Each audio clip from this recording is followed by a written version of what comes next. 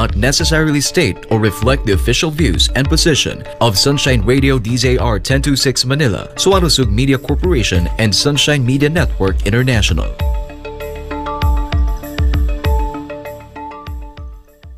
Para sa Diyos at Pilipinas nating mahal. Kailangan yung tayuan yung prinsipyo. Kailangan nandudong ka lagi sa tama. Para ito sa mga tunay na lalaban para sa bayan. Pagkamali, banatan. Pero pag tama naman, palakpakan natin. Yan ang Banatero, walang inuurungan. Pag tama, palakpakan. Pag mali ay babanatan. Yan ang Banateros, boses ng ordinaryong Pilipino. Banateros ay walang makakaawan.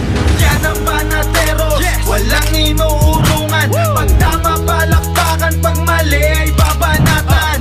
Yan ang Banateros, boses ng ordinaryong Pilipino. Banateros ay walang makakaawan.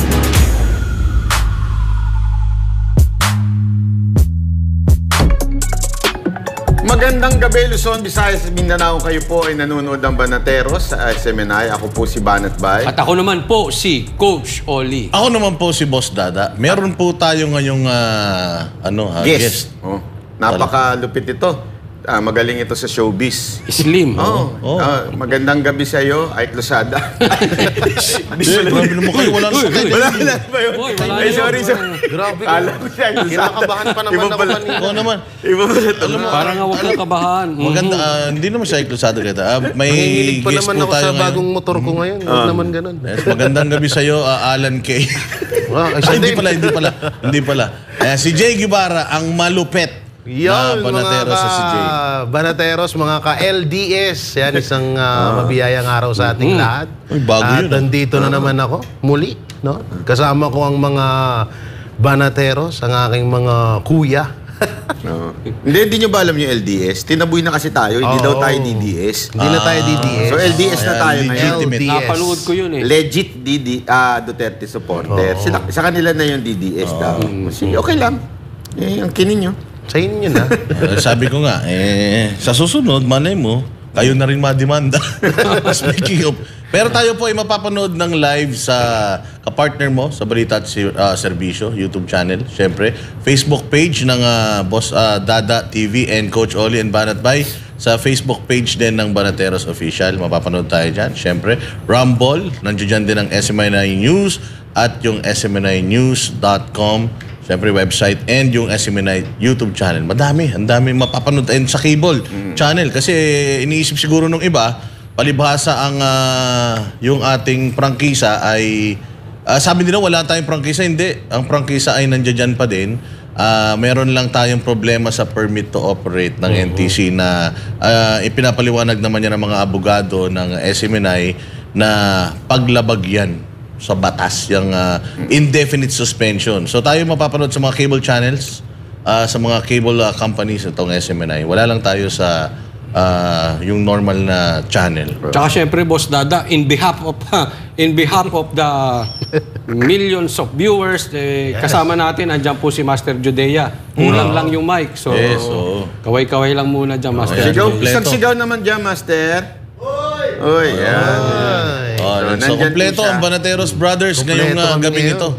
Kaya lang masyadong malaki yung guest namin, kaya hindi nagkasya si Master Judea. Alam mo, payat ko tingnan dito pagka magkatabi sa inyong dalawa. Ganda. Dapat ganito na lang lagi para magmukha akong payat, no? Ayan, no? So, ano ba ang pag-uusapan natin? Wala tayong ibang pag-uusapan kundi yung, yung trending ngayon. Ano yun? Na kaso mo. Mukhang comedy tayo ngayon. Alam mo, ang hirap maging sikat kasi talaga eh. Hindi, sabi kasi nila si Banat Bay, laos na daw. Actually, gagawin ko na itong pagkakataon na ito para sabihin po sa inyo na huling gabi ko na po sa Banateros. Titigil na po akong political vlogger. Magkakaroon lang po ako ng game show dito sa SMNI. Kasama ang Mocha Girls. Tapos magagano, mamimigay na kami ng jacket. Kasi naman, hirap mademanda, pambihirang buhay kahit walang kwenta yung demanda sa'yo, di ba, Congressman Zaldico, ubus pera. So, ba't naman ganun? Ba't naman ganyan? Sila tong mga mahilig, mahilig tumakbo sa posisyon. Tapos, questionin mo lang sila. Bawal magtanong ngayon. Iko-content mo lang sila. Oo, ididemanda ka nila. Di ba, nung tinanong nga ni Ka Eric at saka ni Doc Lorraine Badoy yung Speaker Romualdez, di ba? Buong SMNI dinamay. Uy naman talaga ang dahilan, ba't nagsimula di ba? Dinamay na nila yung buong SMNI. Kaya nga ngayon, nung nagtanong ako, idadamay din kayo sigurado. Ay, naku po. Sana. Hindi, pero anyway, okay lang yan. Kasama naman yan sa sa ating pinaglalaban sa bayan. No? Di ba? Magsalita ka naman. Hindi, the fact na Jay Guibaran, di ba? The fact na ikaw ay kanilang dinidemanda, it means nasasaktan sila sa mga sinasabi mo. Ganun lang naman. Tinatamaan sila. Tinatamaan sila. Jay, sige, reaksyonan mo yan. Kung ayaw nyo kasing, gumawa kasi kayo na maayos. Hindi yung, kung ayaw nyo palang nasisita kayo, gumawa kayo na maayos, di ba? Kaya ang hirap sa inyo pag nasisita kayo, nare-reactionan yung mga maling ginagawa nyo, kung ganyan ng ganyan, ayusin nyo. Ha? Sabi nga ni Bryke, Boss Banat, bigay mo na lang yung demanda mo sa mas totoong DDS. Sige. Kung pwede nga lang Kung pwede lang sana, ibigay na lang. Maganda. Anyway, sila naman yung DDS, kami hindi. Di ba? Sa inyo na lang. Okay. Tsaka sabi nyo naman, bayaran ako Hindi kaya maging tanso vlogger bigla yung mga yun pag nakasuhan na? Pwede natin. Diyan mo malalaman talaga ang tatag ng isang lumalaban para sa bayan. Coach Oli! Oy! Nandito pala ako. Diyan ka pala. Ano mo masasabi natin? Bakit ba kumpleto ang Banateros Brothers ngayon? Ay, hindi ko pwede i-announce. Hindi. Basta abangan nyo sa Facebook. Basta hindi kami DDS. Hindi kami DDS. LDS. Legit. Duterte. Kahit sino bang Duterte yan? Oo. Mamaya abangan ninyo ang post ng Banateros. Yeah. Kaya kami kumpleto. Ayan nga. So, ano ba itong kinakaso kasi sa'yo, Banat Bayo? Ipaliwanag sino na natin nag-utos? Hindi, kasi actually itong kaso na to, libel to about dun sa mga, di ba naalala nyo, may akusasyon si Congressman Tebes, may akusasyon si Magalong, si Mayor Magalong, at saka may isa pa si Joel Villanueva, di ba? May mga akusasyon, may banat siya tungkol doon sa laptop. Yes. So tayo, nag-react lang bilang, yun naman po ginagawa natin sa ating vlog.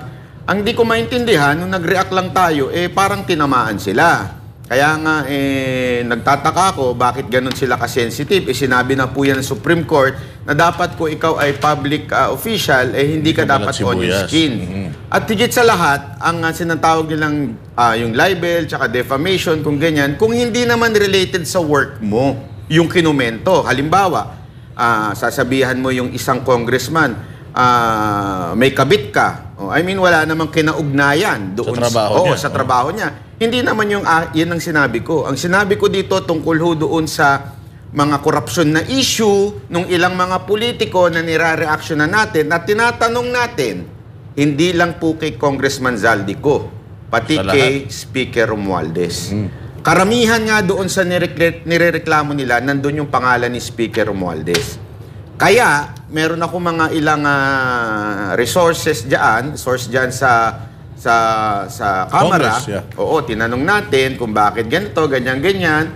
At napag-alaman nga po natin na ito ay may basbas po ng kanilang pinuno. So, ewan ko kung totoo yun. Tanong lang naman. Tinatanong lang naman natin. Baka magalit na naman sila dahil nagtatanong tayo.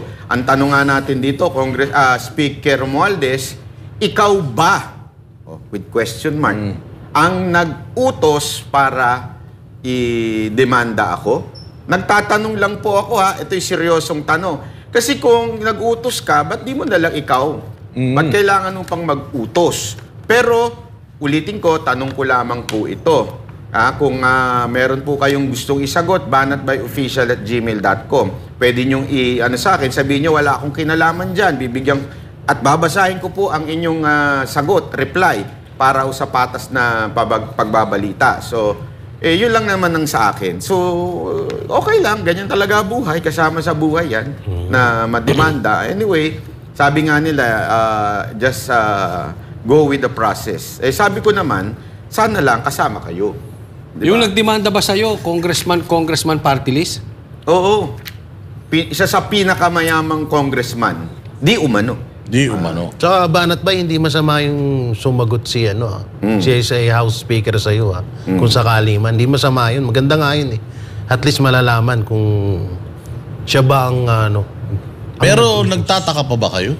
Banat Bay, kung ang mainstream media nga, di ba, ginaganyan nila katulad ditong SMNI, kung ang maisog rallies nga, kanilang pinipigilan by means of yung mga lugar kung saan idadaos ng mga freedom parks, yung sa bagay. Yung rally tinataniman nila ng mga truck.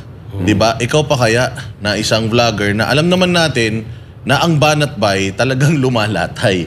O lumalatay talaga. Pero kailangan maintindihan ng tao na hindi tayo dapat huminto sa mga ganitong klase ng mga ng mga harassment. Kasi para sa atin, ang harassment to, gusto nila mag-set ng chilling effect sa lahat ng mga bumabatikos sa kanila. Na kung si Banat Bay kaya naming ganyanin, lalo na kaya kayong mga maliliit na vloggers. Ang Banateros po ang format ng aming mga shows. Kumukuha po kami ng balita galing sa mga mainstream media na nire-reactionan namin. So I don't think there's something na pwede kang malibel because of that. Because nagre-react ka nga lang doon sa mga balita na available na hindi tayo katulad ng iba na nagki-clickbait, hindi tayo katulad ng iba na gumagawa ng mga fake news, hindi tayo katulad ng iba na nag-i-expose. Hindi po tayo mga newscaster na nag-ahatid ng balita. Tayo lang ay nagre-react sa mga balita. Katulad din ang ginagawa natin dito sa SMNI. Patungkol dun sa tanong ni Banat Bay na kung sasagot man ito si Speaker. Ako sa tingin ko hindi sasagot to si Speaker. Alam naman natin matipid sa salita ito. At parang 2 beses ko lang to narinig na sumagot. Pinagtanggol pa niya si President Bongit. So, kung patungkol sa kanya, hindi yan. Kung tungkol doon sa kanya nga pinagtatanggol, posibleng sumagot pa yan. Yan, ito ngayon, hindi, malabo.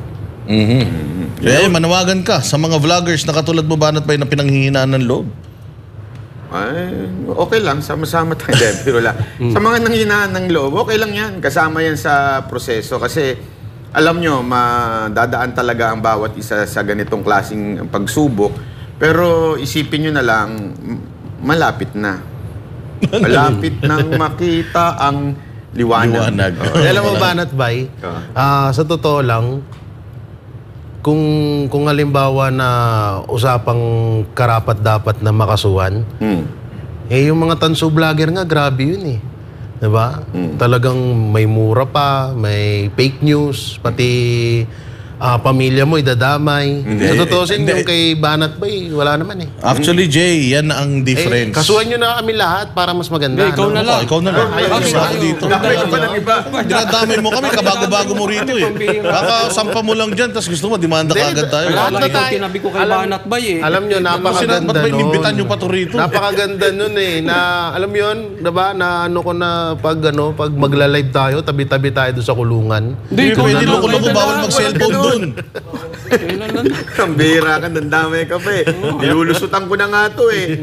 Nadamay pa to. Anyway, nandyan na pala yung guest natin. Introduce mo. Yan, kasunod ng guilty verdict kay ACT Church Representative Franz Castro sa kasong child abuse, muling nabuksan ang usapin ng pagkakadawit ng Kabataan Party List sa komunistang teroristang grupo, CPP, NPA, NDF. Si Ina Mortel, magbabalita. Binubuo ng ACT Teachers Party List, Gabriela Women's Party at Kabataan Party List ang Makabayan Bloc ngayon sa Kongreso. Ang grupo ng mga kongresista na noon pa may itinuturong operatiba ng teroristang grupong CPP, NPA, NDF.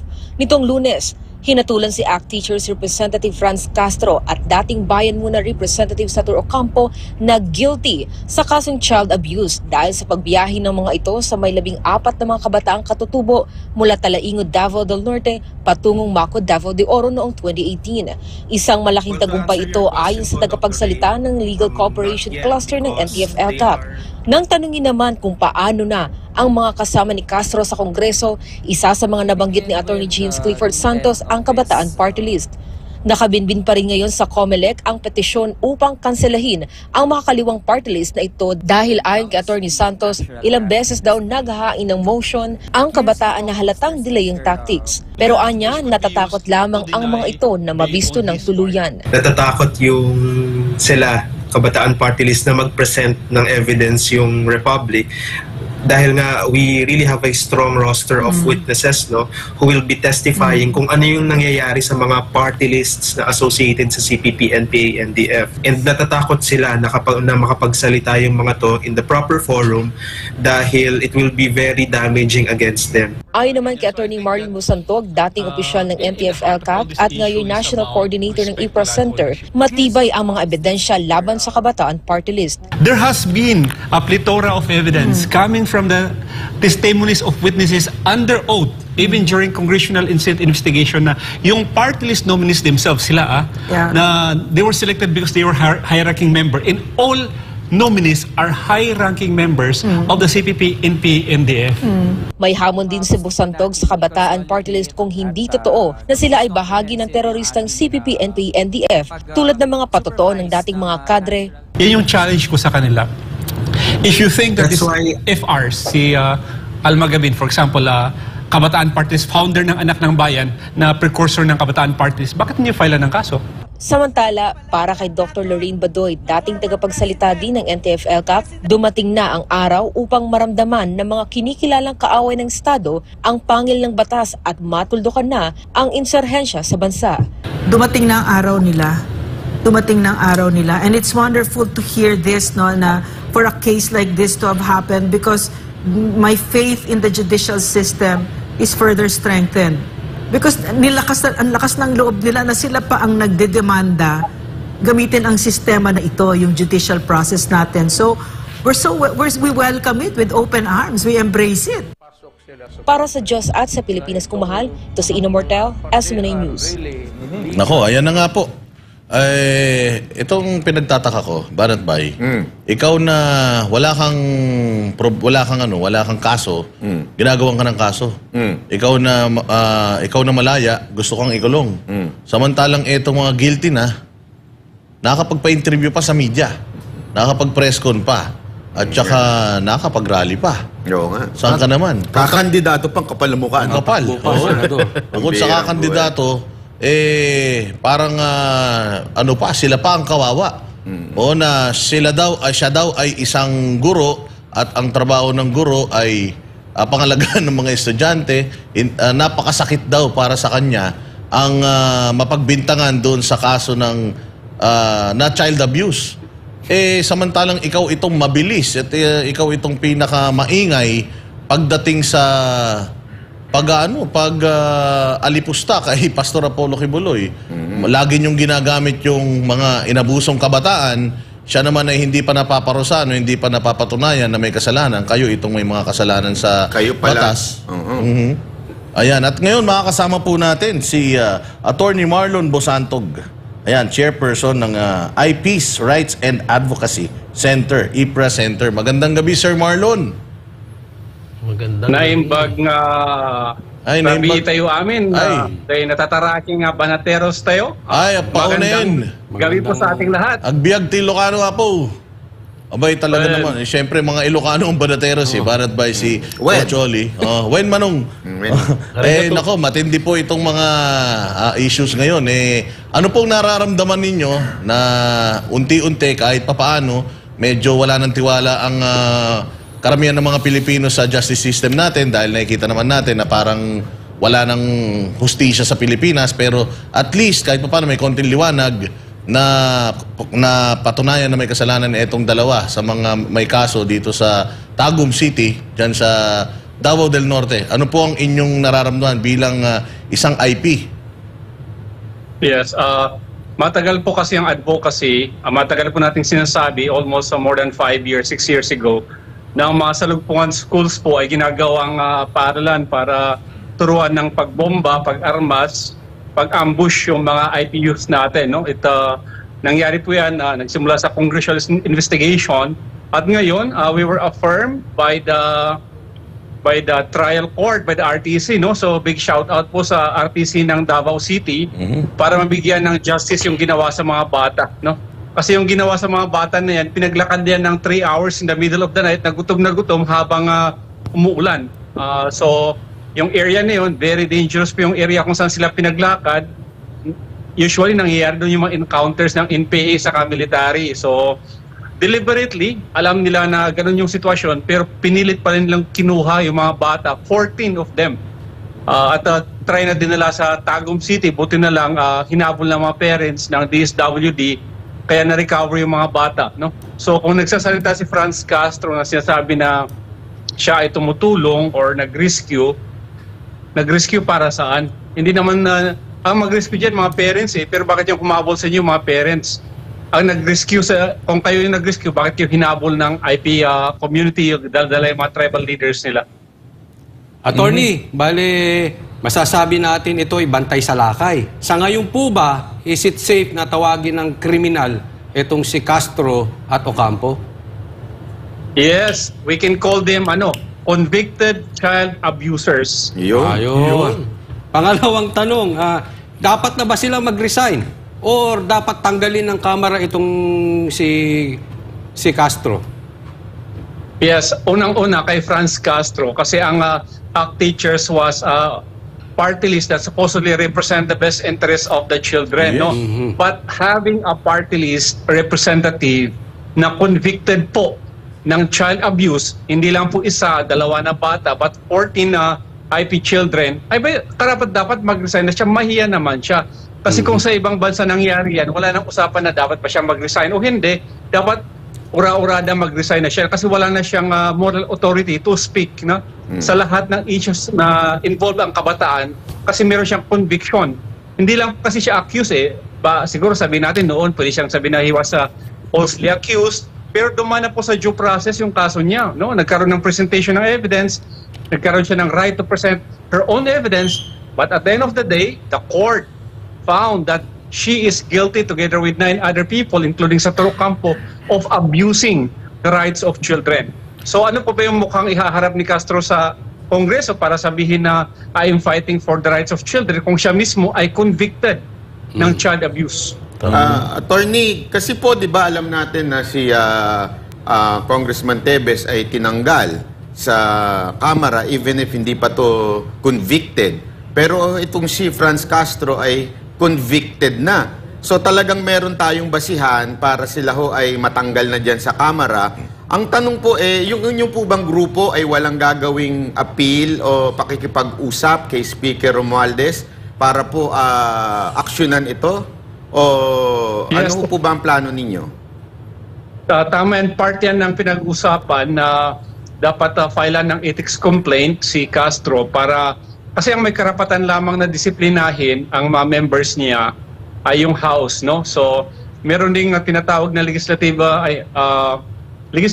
immunity from arrest si Castro bilang sitting member of the House. So, tinitingnan natin ang ibang legal aspect kung paano magamit, no? Ang conviction na ito, hindi lang para matanggal siya sa pwesto, pero matanggal din sa party list system natin ang ACT Teachers. Yun, napakaganda. Jay, meron kang tanong? Hindi, siguro re-recta na ako. Hindi na Hindi, siguro mas maganda kung magkusa na lang siya mag-resign dyan. Ay, hindi. Oo, diba? Sa sobrang kapal ng mukha. Kasi ang kapal naman ng mukha niya kung mananatili pa siya dyan Pero attorney, etong tanong, bakit hindi kidnapping ang di ba para pong kidnapping yung ginawa nila? Kasi without the consent of the parents, o baka nakahiwalay pa yun. Bakit po hindi kidnapping kaya sa tingin nyo po? Ano po ang paliwanag dyan? Nag-file sila ng kasong kidnapping saka serious illegal detention kasama sa child abuse na kaso. Pero na-dismiss yung kaso hindi pala na-dismiss, dininay ng korte yung pag-include sa kaso na kidnapping. Pero yung ginawa ng state natin ay tinuloy pa rin. So nag-file sila ng motion for reconsideration at pending appeal pa yung kaso ng kidnapping. Okay. So we hope na with this conviction na matutuloy na magkaroon ng reversal of the ruling at matuloy na aside from child abuse, makasuhan din sila ng kidnapping at serious illegal detention. Kung kidnapping po, sir, ano po ang sentensya niyan? Lifetime imprisonment ba? Malamang reclusion perpetua yan. Hindi. Yan. Kaya kailangan talaga ma-push yan. Oo, di ba? Kailangan ma-push talaga yung issue na yan. But then again, sabi nga ni, pumapropaganda actually si yung ACT Teachers Party List, Representative Castro, na sila lang naman daw ay pumunta doon at tumulong. So meron siyang istorya na pinalalabas na nagkakagulo diyan sa lugar na yan, kaya kinuha niya yung mga bata at isinakay sa sasakyan, 14. Oo, so anong counter nyo dito? Kasi kinuha daw nila at inilayo nila from harm's way. Pero para sa akin kasi, dapat kung talagang sinagip mo yung mga bata, dapat i-turn over mo at least sa DSWD. Tama ba? Tama. Kaya yan yung mga isa lumabas doon sa sa kaso na ang humabol actually sa kanila is DSWD, saka yung may parental authority sa mga bata, no? So kung halimbawa, if they are really in danger yung mga bata, andun naman siguro malapit yung military that they could have reported to. Ang sinasabi nga nila dyan, yung sa propaganda nila is may grupo daw na tinatawag na Alamara, na isang ginawang grupo ng mga military para patayin, no, yung mga IPs, yung mga IP children, but they were not able to prove, no, their case. So kahit ano pang sabihin nila, lumabas naman na yan sa sa hearing ng kaso. Bakit niyo sinabi sa judge? Actually, sinabi naman nila, kaya lang hindi ka papaniwala yung kwento nila. So mas nanaig pa rin yung simple situation na on the time na nadakip kayo na sila sa checkpoint sila, dala-dala niyo mga bata. Unang-una, wala yung parental consent kayong dala-dala. Wala kayong government employees na kasama like DSWD or kahit man sa police para ma-stop yung mga threats na sinasabi. Pangalawa, yung fact na ginawa niyo na pinaglakad niyo yung mga bata sa gabi, no? Almost hating gabi na umuulan, na kung saan yung area is pwede silang mahulog sa bangin. Imagine na ginawa yun sa mga anak niyo for almost 3 hours. Kaya nga yung mga nag-testify dyan, yung mga bata na ibang witnesses, they were traumatized by the event. They were so scared while they were conducting their, yung habang kinukuha sila at pinupunta doon kung saan sila ilalagay sa van, no? Kasi 3 van yung pinagsakyan sa mga yan. So these are the simple facts of the case na no matter na lagyan mo ng propaganda, hindi mo siya mababaliktad. Kasi unang-una, nandyan yung mga 14 na bata. They were rescued, no? Pangalawa, nag-testify yung ibang mga bata sa kaso. Pangatlo, nag-testify yung mga parents ng mga bata. Pang-apat, nag-testify yung DSWD. So, nag-testify din yung mga tribal leaders, no, pati si Bayi Pilar na nakikita dyan na pinapagalitan sina Franz Castro. Part po yan ng ebidensya ng prosecution, and they were able to establish, our prosecution was able to establish the guilt na ginawa ni na Franz Castro tantamount to abuse, no, prejudicial to the development of a child. Tapos, attorney, nadinig ko sa isang interview kanina, itong sinabi ni convicted Castro at convicted Ocampo na posibleng na-impluensyahan daw ang korte ni PRRD. Sinisi na naman si PRRD. Posible po ba ito? Balik tayo doon sa nangyari. Tanggalin mo man yung PRRD, andoon yung 14 na bata nag-testify. Kinausapan nila si PRRD. Ang ginagawa ni na Franz Castro ngayon is foul na yan kasi you are a sitting congressman and you are assailing the independence of the judiciary. Tinitira mo na yung isang institution, no? Kasi sabi mo na ito ay na-influensyahan.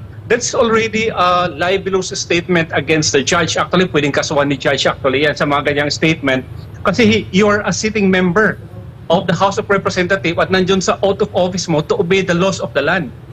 Ganyan talaga ang mga yan, punong-puno ng propaganda. Saka meron akong konting correction kasi alam nyo ang isang snatcher ay convicted din yan.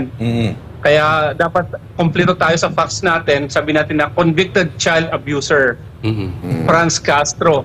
Convicted child abuser. So, I stand corrected. Yes. Convicted child abusers. Sator Ocampo and Franz Castro. Baka naman i-libel ka pa niyan. Sir, ang tanong ko lang po, ito, kasi marami tatanong din, bakit hindi pa sila ikinukulong?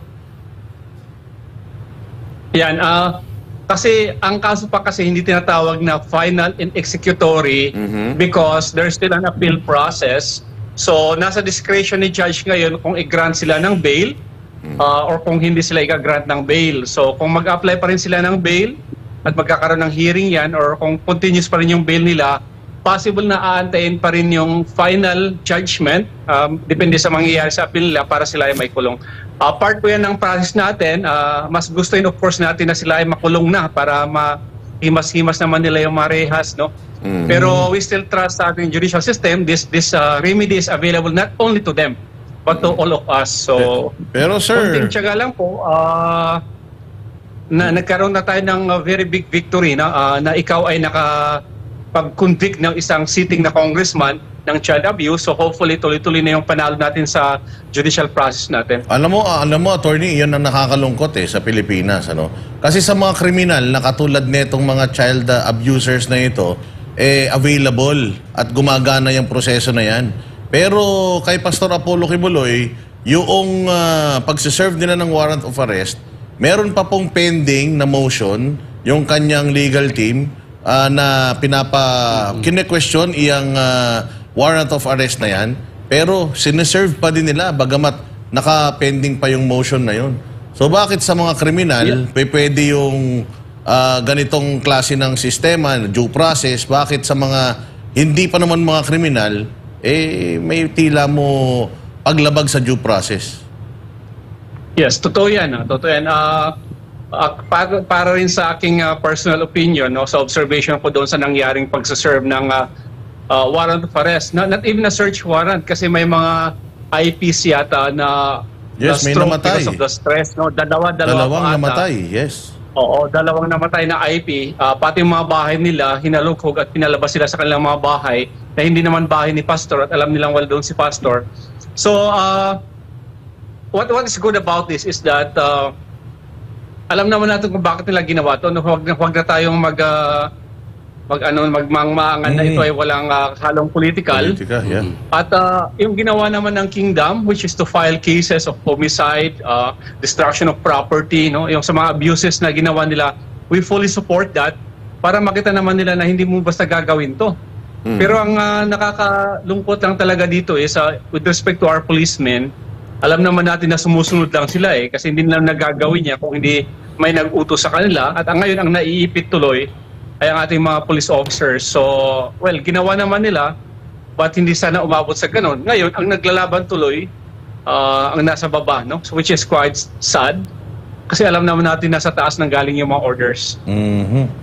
Ayun, may mga tanong pa ba kayo mga partners? Kung wala na, siguro hinga na lang natin si attorney ng kanyang huling mensahe patungkol sa mga nangyayaring ito sa bayan natin. At dyan, sa ating maliit na victory, pero para sa ating malaki na yan, ano? Lalo na ngayon. Unang-una, nagpapasalamat tayo sa mga shows na ganito, sa Seminay na Banateros and other kasi tayo lang yung nagbibigay ng sa mga nagbibigay ng mga balita na ganito. We share the celebration of our brothers and sisters sa indigenous communities because we do not see it, no, from the traditional media, and I don't know why they are so silent, while in fact this should be a big news, no? Kasi it shows a vindication doon sa mga abuses sa mga indigenous communities, but it seems that they are silent, no? Siguro masyadong mahal kung magsalita sila or kung bakit hindi sila nagsasalita, no? But we still challenge them na ipagtanggol ang ating mga indigenous brothers and sisters sa mga abuses na ganito, and let it be known sa open na yung mga abuses na ganito mayroong patutunguhan. And yun nga, we shout out doon sa judge, doon sa prosecutor ng Davao City for a job well done, no? Mabuhay po kayo. At sa Banateros, maraming salamat sa pagkakataon na makausap ko kayo ngayon. Yes, sir. Hanggang sa muli, Sir Marlon Bosantog, chairperson ng IPRA Center. Salamat po. Magandang yun. Napakagandang usapin yan. Di ba? Pero, Boss Dada, no? Diyan mapapatunayan ng administrasyon na hindi sila one-sided pag Kasi baka mamaya, Hindi tayo naman naniniwala naman tayo na ang hostisya sa Pilipinas gumagana pa naman. O kaya ngayon ang lagi natin sinasabi na with all this, hindi dapat natin na pinapayagan yung idea na ang ICC ay pumasok dito sa Pilipinas. Kasi ayan, sa side din naman ng opposition, which is si De Lima, nakalaya naman siya. Ito naman, sa side naman ng gobyerno, itong mga child abusers na ito, na mga nasa kamera pa, napatunayan din naman na may mga kasalanan sila. So, magandang sign po ito. Pero alam mo, kailangan dumistansya ang Kamara dito. Kasi magkusang loob si Speaker na suspindihin o tanggalin itong si convicted child abuser Castro kasi ginawa nila kay Kong Tebes. Dapat gawin nila dito. Dahil sasama ang pangalan ni Speaker dito sa mga ito kung hindi sila didistansya. Dapat It's either tanggalin o dumistansya na sila dito kay Castro. Oo, yung mga nagmamalinis na mga congressman na sumayaw-sayaw lang si Tebes, tinanggalan na nila ng kapangyarihan. Kaya pag hindi sila umaksyon dito, binoto ng taong bayan to, ha? dikit ang pangalan nila kay Castro. Tsaka baka dyan bumango lalo. Ibig sabihin, pag hindi nila inano yan, no? Jay Guevara, pagka hindi nila yan kinana, o ibig na sabihin, hindi nila dininig yung ethics complaint dyan, kung meron man, ibig sabihin kinukonsinti. Kaya yung lansa ng isda, damay-damay sila dyan. Nako! Huwag yung sasabihin niya, kasama sa demanda ko. Tsaka ito pa, ha? Yung tain na... Yes, ERAP. Jay. Ano yun, Jay? Oy, ba't ERAP? Hindi, baka si Franz Castro na ang sagot sa pagningning ng pangalan ni House Speaker. Diba? Pag talagang pinuruhan nila. Tingnan natin. Hindi, babaho pangalan niya dyan. Kasi hindi, yan yung pagkakataon para mapag-usapan siya kasi gusto niya yun eh. Para may balik yung tiwala ng taong bayan sa kanya. Yan ang ibig sabihin ni Jay. Oo. Na kapag inaksyonan niya ito, babalik ang tiwala ng taong bayan. Tatanggalin niya o siya na yung magdidesisyon, ganun. Papalakpakan ko to. Papalakpakan Pagka tinanggal ito si Castro. So, yan ang hamon natin sa Congress. Hamon to, hindi to tanong, Hamon natin na maging patas tayo sa lahat. Pero ako, hindi imposible yan. Hindi gagawin niya ni Speaker. Si Speaker, ang pinag-iinitan lang naman niya, kalaban niya. Di umano. So, kakampi niya ito.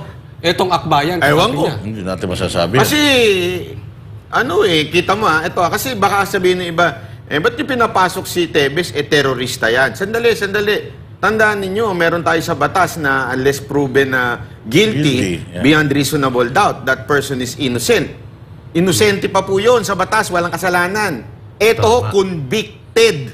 Ibig sabihin, talagang child abuser.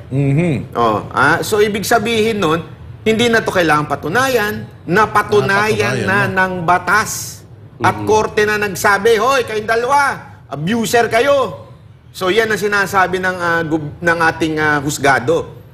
Pag hindi inaksyonan niya ni Romualdez, anong tawag mo kay Romualdez? Cuddler. Nako! Wala ko sinabi, Ikaw nagsabi. Hindi, wala ko sinabi ganyan. Kung ano ibig sabihin. Hindi, kasi kinukonsinti niya na lang. Yan na lang. Di ba? Halimbawa lang. Ito. Kunwari si Jay. Nadamay na naman ako. Mahilig sa bata. Naku po. Nang-aabuse ng bata. Naku po. Tapos lagi ko pang kasama. Tapos lagi kong hindi ko siya tinatanggal sa atin. Kinukonsenti mo? Kinukonsenti ko. Anong tawag doon? Binigyan mo pa ng motor. Ano? Hindi bigay yun, utang. Utang pala. Ano ibig sabihin nun? Kinukonsenti mo? Konsentidor ako. Kakampi mo? Sinusuportahan ko. Sinusuportahan mo. Pero kung hindi ko siya sinusuportahan, tatanggalin ko yan sa grupo. Tama, mali. Sisitahin mo man lang at least. Tama. So, dalawa lang yan. Walang middle ground. Speaker Romualdez, ano po ba? Ako nagtatanong lang, nasan kayo? Supporter po ba kayo ni Franz Castro na isang convicted child abuser? O kayo ay against doon sa tao na yan? Tanong na rin natin si Abalos kung may mga kaibigan siyang pwedeng mag-ambag-ambag. Para patungan. Para magkaroon ng magkaroon ng patong to. Kasi may mga kaibigan naman kayo na nag-aambag-ambag para maaresto ang wala pa namang kasalanan. Pero itong may mga kasalanan na. Baka gusto nyo rin mag-ambag-ambag. Yung mga generous na mga kaibigan nyo dyan. Di ba? Ang sabi nga nila, high and mighty. Yung mga richest sponsor. Ay batas. Patay tayo dyan. Siyempre, may isa pa tayong issue na mabigat, yung dyan sa pagbibitaw. Pagbibitiw ng mga taga-DepEd. Ayan, nagbitiw na sa pwesto ang 5 matataas na opisyal ng Department of Education. Ilang linggo matapos mag-resign si VP Sara bilang Education Secretary. Para sa isang political strategist naman, isa sa ang pag-resign sa mga dahilan ni Vice President para hindi na siya makadalo sa SONA ni Pangulong Bongbong Marcos. Si Jason Rubrico. Alam ko yan. May kwento ako mamaya. O sige, magbabalita. Ilang kalihim ng Department of Education ang nagbitiw sa kanilang pwesto at yan ay para bigyan ng kalayaan si incoming DepEd Secretary Sonny Angara na mambili ng kanyang makakasama sa ahensya. Kabilang sa mga opisyal ng Department of Education na nagsumite ng kanilang resignation ay sina Undersecretary at Chief of Staff Michael Poa, Undersecretary for Administration Nolasco Mempin, Assistant Secretary Sunshine Fajarda, Assistant Secretary for Procurement Reynold Munsayak, at Assistant Secretary for Administration Noel Baluyan. Ayon kay Poa, nararapat lang nabigyan si incoming DepEd Secretary Sonny Angara ng kalayaang pumili ng mga taong magiging bahagi ng kanyang ahensya. Sa tanong kung magsisilbi pa rin ba siya sa ilalim ng liderato ni Vice President Sara Duterte, sinabi ni Poa na maghihintay lang siya ng anumang abiso mula sa pangalawang Pangulo. Magiging epektibo ang pagbibitiw ng manasabing opisyal sa July 19, 2024. Wala pa ring malinaw na dahilan kung bakit nagbitiw si VP Sara bilang DepEd Secretary. Pero isa sa nakikitang dahilan ng isang political analyst kung bakit hindi dadalo si Vice President Duterte sa ikatlong State of the Nation address ni Pangulong Bongbong Marcos Jr., haharap ka ba sa SONA na ikaw ay nag-resign na at sinabi mo ng June 12 na ang unit team ay pang-eleksyon lamang at ng June 19 ikaw ay nagsabi na ako ay nagre-resign sa DepEd. Dagdag pa ni Malutikia, ilan rin sa mga posibleng dahilan sa desisyon ni Vice President Sara ay ang maling trato sa kanya ng Administrasyong Marcos. Attend ka ba sa SONA na hindi ka naman trinato ng maayos nitong administrasyon na ito? Bakit kasi siksik sa isang administrasyon na binabastos ka? Correct. So, sa akin tamang-tama yung ginawa niya ngayon.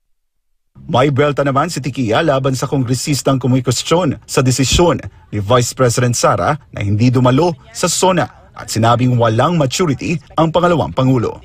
Hindi yan sign ng maturity yung sinabi ng isang congressman, si Vice Presidente daw ay walang maturity. Alam mo, ang maturity is the sum total of her acts.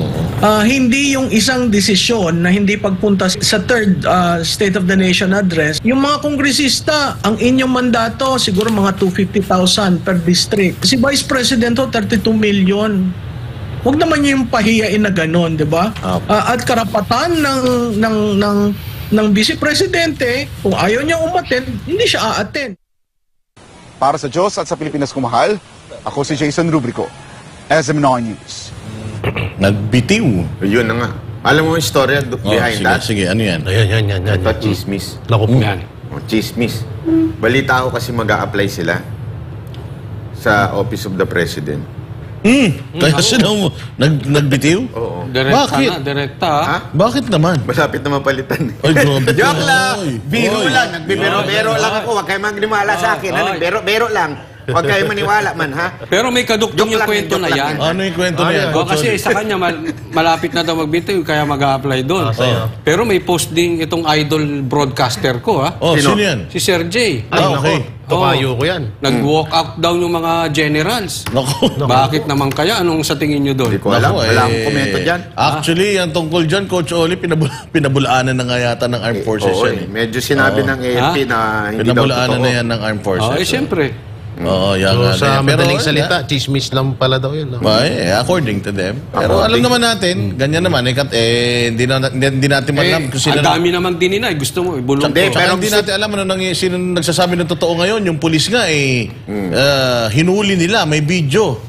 Yung hinuli nila si Pauline Canada. Tapos, nagpunta pa doon yung abogado. Hindi daw totoong nahuli, fake news daw. Diba? Dininay din, pero nahuli naman talaga. Ako kanina nagpulburon. Yung sa Goldilocks. Pero alam niyo kung sino makakasagot niyan sa AFP.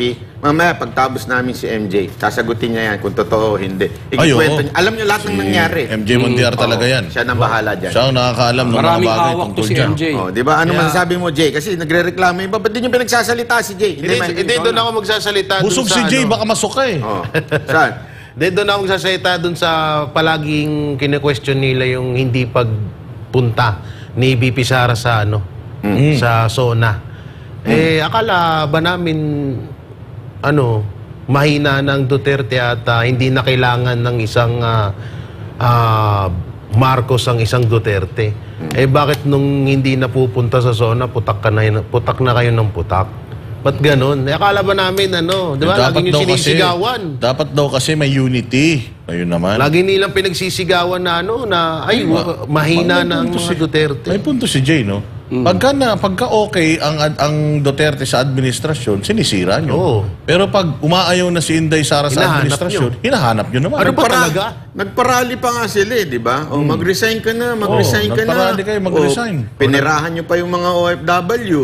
Hiningan nyo ng pera. Mag-rally kami. No, nagbigay sa inyo ng pera, kinatkom ninyo, di nyo binayaran yung mga nagra-rally. Di ba? Gusto nyo mag-resign. Ito nag-resign, hinahanap nyo.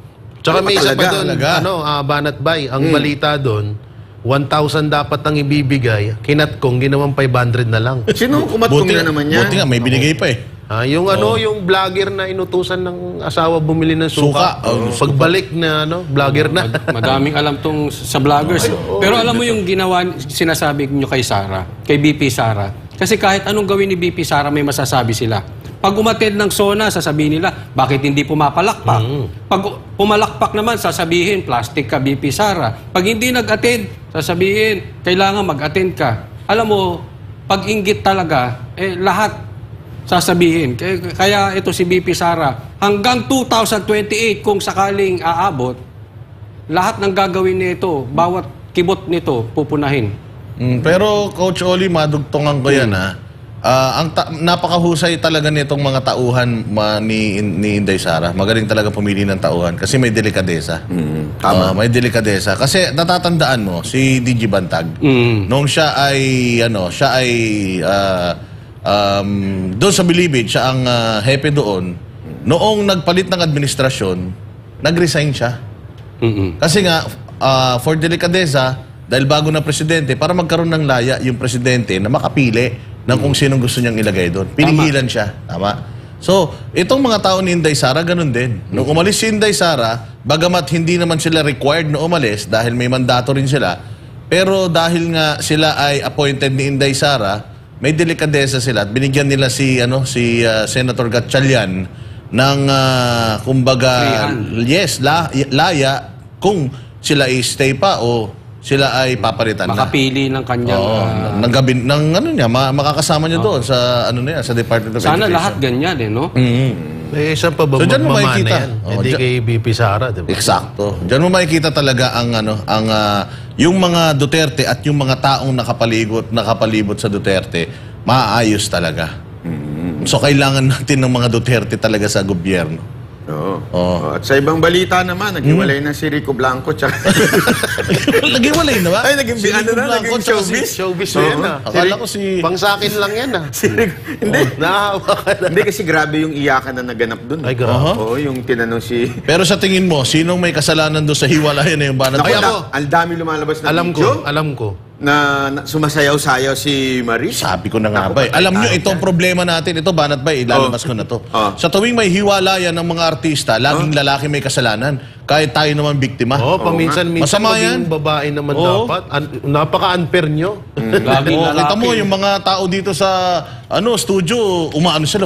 Tama. Kasi lagi na lang kami mga lalaki may kasalanan, kahit mga babae naman yung... Hindi, wala tayo sinasabing may kasalanan si Maris Kayo, sinasabi nyo kagad may kasalanan yun. Hindi, sinasabi ko lang din in general na sa tuwing na lang ganyan, pag tinignan mo yung mga comment, lagi na lang, si Rico Blanco daw may kasalanan. Pagsalitain natin si Jake. Sige, Jake, territory na to. Magaling sa showbiz to. Comment sila Anharot, kasalanan daw ng lalaki yun.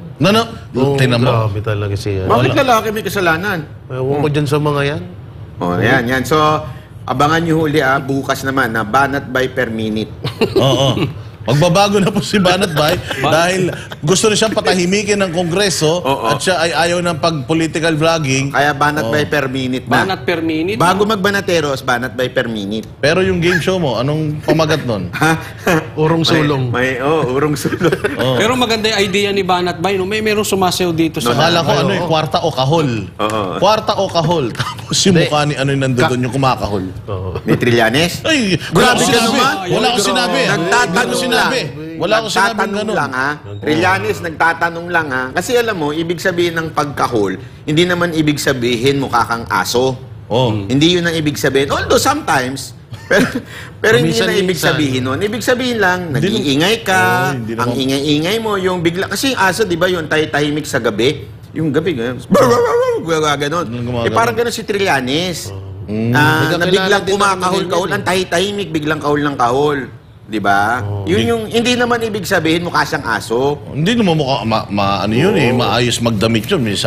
Sabi nga nung isang kaibigan natin na mataas ang posisyon kahit daw isang buhok, walang nakatikwas doon. Ay, grabe. Ganun siya, as in, Hindi, pero alam mo may mga Shih Tzu nakadamit. Talaga? Sa mall, ang dami. Minsan nga nasa YouTube Well, ang ganda naman ng lahi, Shih Tzu. Ang cute-cute ng Shih Tzu. Magagalit naman may-ari ng Shih Tzu sa'yo. Baka pwede pitbull. Pitbull na lang. Hindi, kasi pitbull hindi. Mas malakas. Huwag naman pitbull. Ano? Pascal. Ano yun matapang ang dating ng pitbull Matapang naman yun Si Trillanes? Chihuahua. Yun. Chihuahua? Maingay yun Mukhang daga, nakahol ng kahol. Uy, gusto ko yung aso na yun. Chihuahua? Oo. Grabe meron pa dito, Fast Talk with Tito Bay. Pwede yun, pwede. Ang dami ng title. At saka speaking of aso, yung best friend ko niya, uy, shoutout sa'yo, may kabe. Miss you. Bakit aso? Pare sila ni Trillanes at tahol ng tahol. Wow. Wow. Isa kanya, wow. Dapat magkaroon kayo ng segment ni MJ Mondihar, no? Oo. Kamusta na pala si Mike Abe? Oo nga, wala na akong balita. Sino na yan? Natawag pa rin. Oo nga Oy, may kabe bukas content kita ulit. Nakalimutan na natin yun kasi, di ba? Anyway, meron pa ba kayong last word? Last word? Bago kay demanda? Oo, bago. Huwag na, delikado. Ayun, ako na mauna. Sige, syempre. Ito lahat sinasabi. Banateros Brothers, Coach Oli Banatbay, J. Guevara, Boss Dada. Siyempre, Master Judea. Yan, Buster Sandali, TV. bago magpaalam, sama natin Master. Buster TV. Yan, Buster TV. Si Spencer Lacalle at Jojo De Guzman dyan sa Hong Kong. Ayan, i-follow ninyo, subscribe ninyo yung mga malulupit na mga DDS/LDS. Hindi, LDS na, wala LDS na, walang DDS. Ayoko na, sa kanila na yun. LDS na. Ayan, nandito ngayon si Master Judea. Kompleto ang Banateros Brothers lahat, mga kababayan, magandang gabi. At nandito makikisali, makikigulo lang. Kompleto ngayon. Nandito sa SMNI, Banateros Live. Tsaka medyo pumunta ka doon. Ay, nako, nag-aalamay kabi na di pa natagal, lumalaki na ulo, lumalaki na ulo. Medyo lumayo ka doon, Master Judea, kasi nagmumukha kang pangit sa camera. Doon dikit ka sa kanya. Lumayo ka, dito ka. Doon ka banda, yan. Yan, dito ka. Huwag kayong tatabi kay Jay. Dahil sabi nga ni Jay kanina, Coach Oli, lumayo ka konti. Mapapansin na hindi ka cute pag katabi mo ko. Ang ganda pala pag may nakatayo sa gitna, no? Ayan. Coach Oli, ikaw. Iwasan nyo yung mga anak ninyo. Ilayo-layo nyo sa mga katulad nitong si convicted child abuse, Franz Castro. Hindi ako nagsabi niya na hukuman. Korte nagsabi niya. Medyo ilayo. Hindi, kasi seriously, ingatan nyo. Kasi delikado po yan. Pag napadikit sa mga katulad niyang convicted. Naku po. Iniliwanag natin. According sa korte, convicted, pag nilapit nyo dyan, ang mga anak nyo, alam nyo na mangyayari. Kaya ingat-ingat lang po sa mga magulang. Wow. J. Guevara. Aban ako. Ay, hindi. Dito ka lang, Master Judea. Hindi, grabe, no? Kamakailan lang, nagpaparinig pa to kay BP Sara. Ngayon, guilty na. Oo nga, grabe. Nung nakaraan lang, convicted child abuser. Yan. Dito tayo. Nung nakaraan lang, paano ka pa kay BP Sara, tapos ngayon, makukulong ka na. Bilis talaga ng karma, no? Oo nga. Hindi, makukulong siya kung hindi siya susuportahan. Sana. Master Judea, final words. Final words. Ano ba? Ikot ka ng ikot. Yan, final words. Okay. Akala ko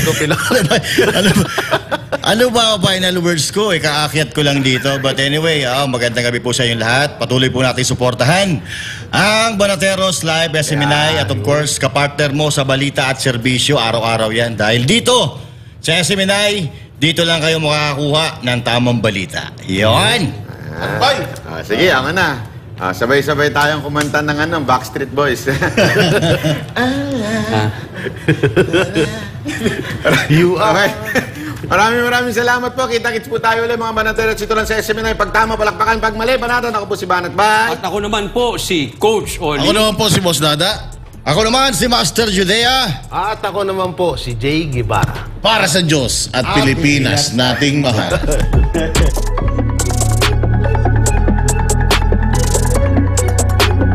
Para sa Diyos at Pilipinas nating mahal. Kailangan yung tayuan yung prinsipyo. Kailangan nandudong ka lagi sa tama. Para ito sa mga tunay na lalaban para sa bayan. Pagkamali, banatan. Pero pag tama, palakpakan natin. Yan ang Banateros, walang inuurungan. Pag tama, palakpakan, pag mali ay babanatan. Yan ang Banateros, boses ng ordinaryong Pilipino. Banateros ay walang makakaawan. Yan ang Banateros, walang inuurungan. Pag tama, palakpakan, pag mali ay babanatan. Yan ang Banateros, boses ng ordinaryong Pilipino. Banateros ay walang makakaawan.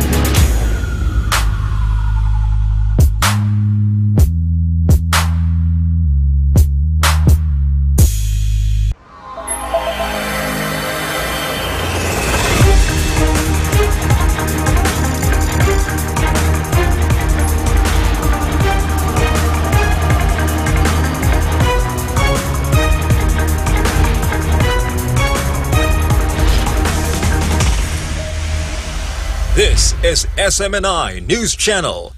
Truth that matters. Subscribe to SMNI News Channel and turn on the notification bell to keep you up to date. Also visit our official social media accounts and join our community on Viber and Telegram.